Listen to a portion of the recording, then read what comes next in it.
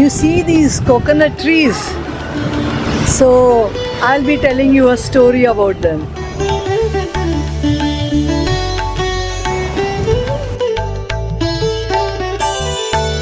Hello. Welcome to my channel Life with Priya, where I share with all of you wonderful people fascinating, interesting and somewhat thought-provoking things from my simple life, taken from things that I observe from the multiple realms of lifestyle, innovation, fashion and entertainment.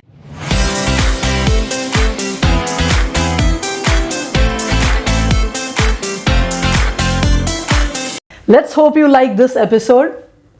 So, before I start, let me inform you that we all are just 1 week away from Rakhi Pournima, one of the biggest festivals not only in India, I think, but across the world, wherever my Indian brothers and sisters live. Rakhi Pournima, as all of us know, is a season, is a festival where the sister ties a Rakhi on her brother. At times it is somebody whom she considers her brother, and the brother has promised to care for her whole life long. Let's come to the other interesting thing about this particular day. This day is known as Narali Pournima, where Narali means coconut in my mother tongue Marathi. And there is, friends, a very important and scientific reason for why this day is called Narali Pournima.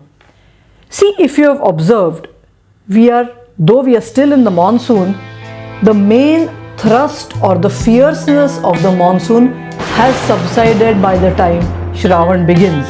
So Shravan, though still rainy, is all about intermittent periods of sunshine, of rain, of breeze, of glorious days and wet days. And this is the time when the fisher folk of not only Maharashtra but all across India, I think, resume their fishing, which has been on the hold for close to 2 months because the sea is raging, it's angry, it's not possible, especially for the small fishermen, to take their boats out into the open sea.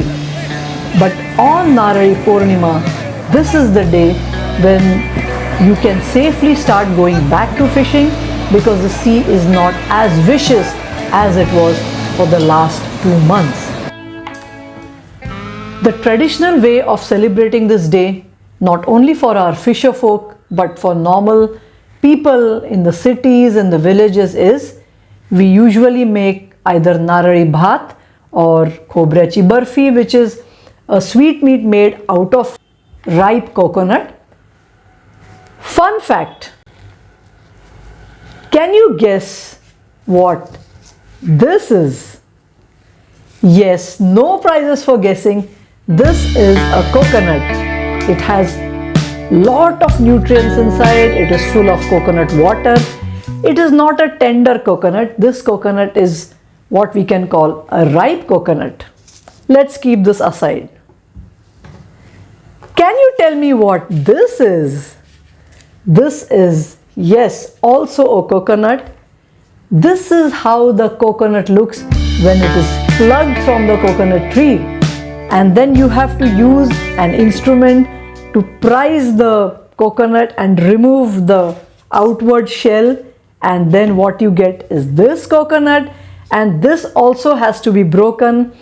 And then you get the water and the delicious coconut, which sometimes is used as prasad, is used as an addition to your food, is used as seasoning or used in a particular masala. By the way, let me introduce you to little Tubby here. He's always there and he's watching you and saying hi to you. So friends, I've already told you a little about Narali Pournima and Rakhi Pournima and the fact that there are coconuts which have to be plucked from the tree and they have to be taken out from the outer shell so that they can be used. Now, I'm sure hundreds of you and thousands of you must have always seen a coconut tree. And the best way in which to see a coconut tree is in actually these days when the breeze is making these coconut fronds sway from one side to the other. Some of them will almost sway 3 to 4 to 5 degrees, and the taller they are and the more slender they are, the more they will sway with the breeze. And there's an important lesson here which I will be coming to in my thought for the day. But meanwhile, today what I'm going to tell you is extremely interesting, friends. So just hold on. Now, how do you get this coconut to your kitchen? Obviously, it has to be plucked from the tree. So who plucks it? Obviously, somebody who has hands, who has feet to climb up the tree, who has the brains to pluck the right coconuts which are ripe to be used, and also to clean the leaves and make it in a way that will be suitable for production of more coconuts, right? And the person or the entity which plucks these coconuts has to drop them from that height onto the ground and then come down. So I'm sure all of you think that I'm talking about maybe trained monkeys who do this, but no, I'm talking about humans, manual labor, expertise, which actually results in these coconuts being brought down when they are ripe to be picked and to be used. Now, it's a myth. I'm not sure if it's a truth or a myth, but they say that a coconut will never fall down on a human being. I have not heard of anybody dying of a coconut fall on the head, and I have seen a coconut ricocheting from the ground onto the windscreen of a car, but I have not read nor have I heard of anybody being hurt because a coconut fell on his or her head. Anyway, I'm digressing from the moot point. So to move on, today I'm going to be telling you some fun facts and some scary truths about the people who pluck these coconuts. Now, we have quite a few coconut trees in our house. So these coconut trees have been planted by my mother-in-law more than 30 years back, and they are yielding fantastic amount of coconuts for the last so many years. And this happens throughout the year. So at regular intervals, at least 2 to 3 of these trees have to be checked out whether they have coconuts that can be plucked.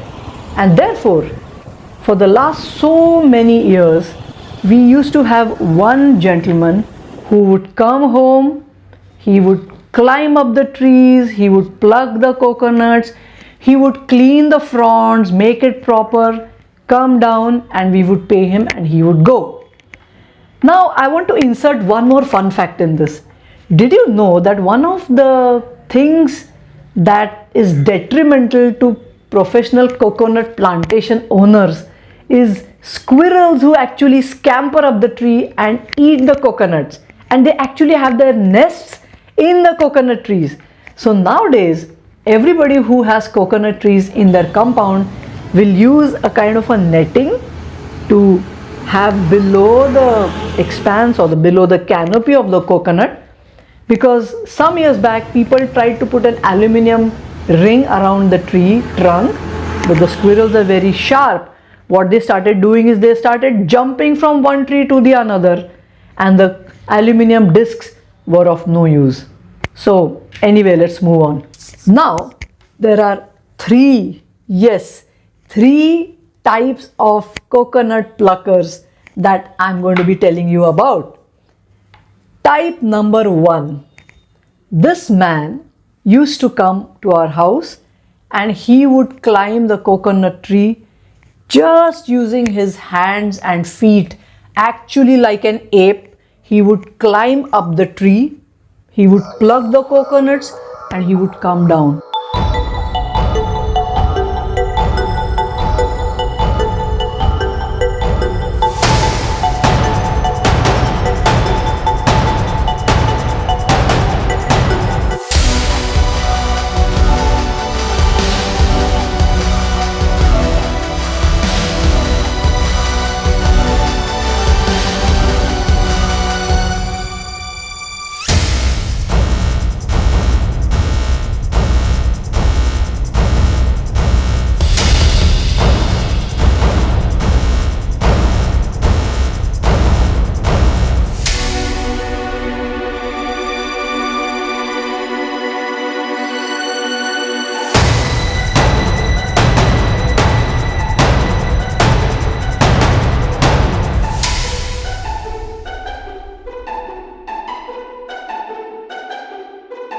And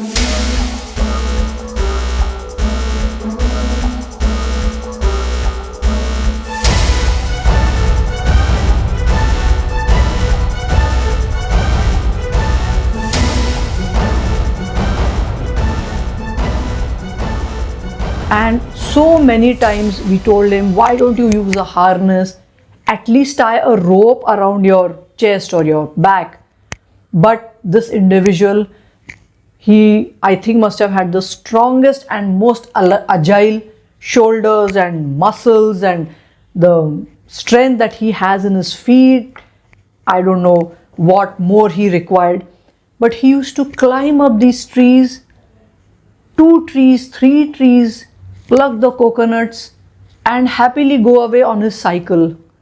And of course, we used to pay him really well for his effort.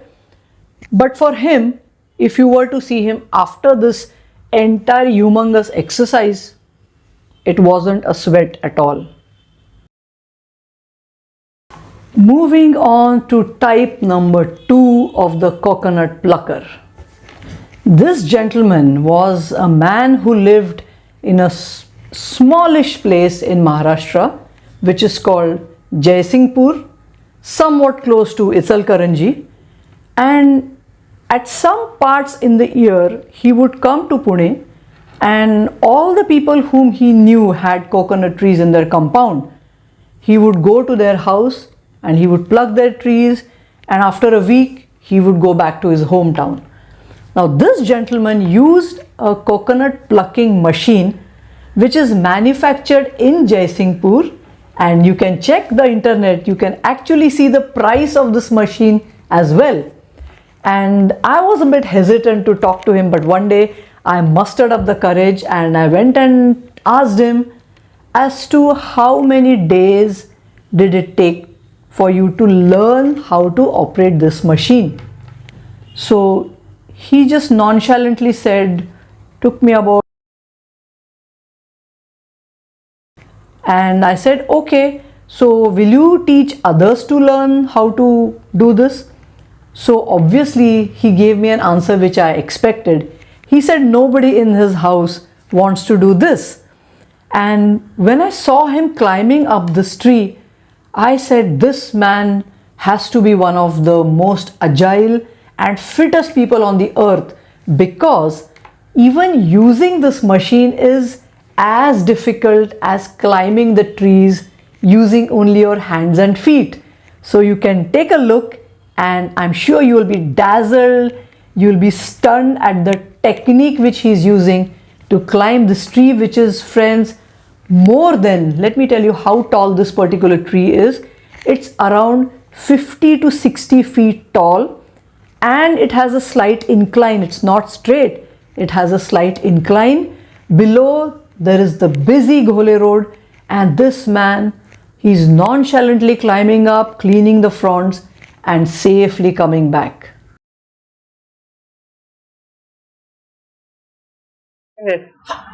तीस वर्ष हे शिकलात का कुठून करायला?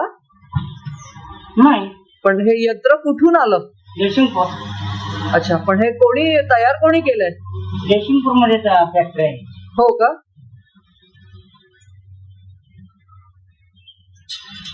तुम्हाला हे शिकायला किती वेळ लागला? पण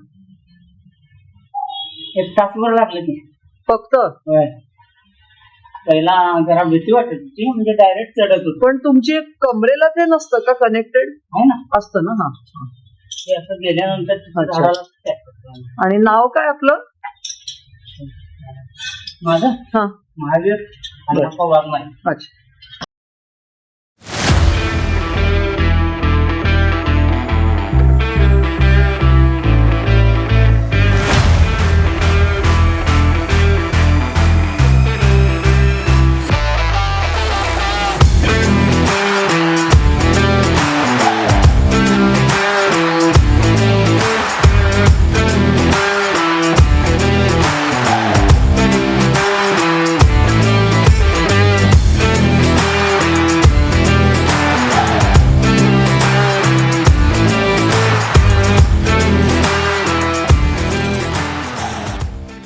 Now, before I started doing this episode, I actually went online and I checked which are these manufacturers in Jaisingpur which are making these kind of climbers for use to pluck a coconut from a coconut tree. And I came across this company which is called Mahamuni Agro, and they have these products. The price is also there. So I called him up and I said I'm going to do an episode on this, and he was quite surprised. And therefore, friends, I come back to this huge subject of innovation. And if I were to ask, this is the first question that I had in my mind, as to who is the man or woman or person who actually developed this climbing machine. And the internet took me to one Mr. Appachan from Kerala, who actually devised this machine, which gives some amount of safety. It reduces the load on manual labor. It is safe because if you put a harness, you're completely safe. It is quick. It allows the user to use it multiple times on one tree. And the main thing, you can train other people to use this and therefore harvest the coconuts. Type number 3 of coconut pluckers. Now, friends, we come to somebody who realized that there is a need, who realized that there is a slight problem, because whatever you say, the person I said who climbs with his hands and feet, the person who climbs with the machine, both these are unorganized or were unorganized. They would come when they wanted, they would charge as much as they wanted, and there was no guarantee that if you told them to come day after they would, because they didn't have the means to commute from one place to another place efficiently. So here we come to type 3, which is the professional segment of coconut pluckers. I am talking about this company called Narar Mitra, based in Pune. Narar is Marathi for coconut and Mitra is Marathi or Hindi for friend. So the people at Narar Mitra consider themselves friends not only of the coconut tree but friends of human beings, because as they say, by plucking the coconut safely and in a mechanized, in an organized, in a systematic and much more scientific manner, they are actually preventing accidents from happening. And I won't say I disagree with them, because the sight of coconuts on a tree, and if you are passing below, that coconut may not fall on you, but it's sure giving you a lot of anxiety. So you have Narar Mitra, they are extremely organized. They will call you up, they'll take an appointment, they will send their men, they have a van. The van has branding of Narar Mitra on all the 4 sides. There are 2 people always. One will climb up, one will be on guard below the tree to warn people to not to come near the tree, to monitor the whole process. The person on the tree is tethered with a proper rope. He has a harness around him, he has a belt around him, he's wearing a suit, he's wearing a helmet. So absolutely safe working conditions for this person.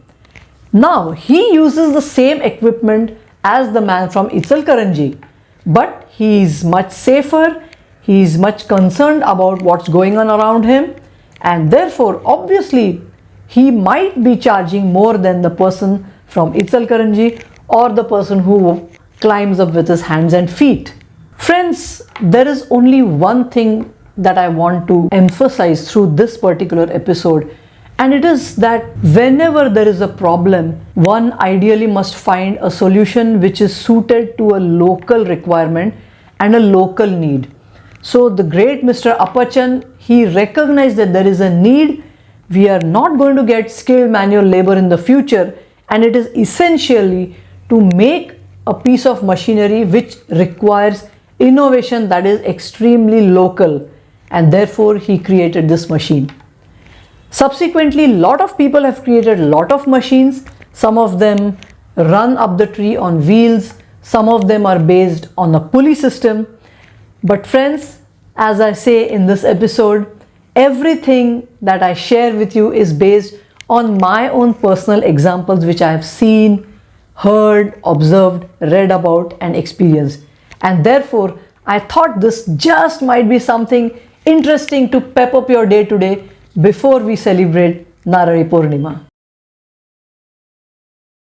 I think all of us on this Narali Pournima, this Rakhi Pournima, not only should we enjoy giving a Rakhi to our brothers, but we should also applaud innovators like Mr. Apachan, because of whom it's much easier to get these things on our kitchen counter and in our temples. On this note, please feel free to share this episode with others, because I'm sure this will be intriguing, interesting, fascinating and fun to watch. Simple innovation can happen in India too. So friends, on this note, thank you for watching if you have watched so far, and do share this episode with many others, because at the heart of it is innovation happening in our small villages, our towns and our country, and an innovation that has affected the lives of everybody concerned.